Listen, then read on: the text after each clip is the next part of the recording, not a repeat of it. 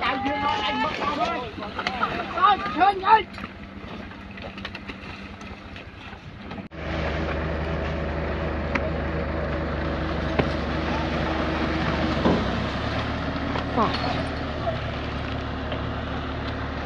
Đã so mà man tia thế đã ôi trời ơi.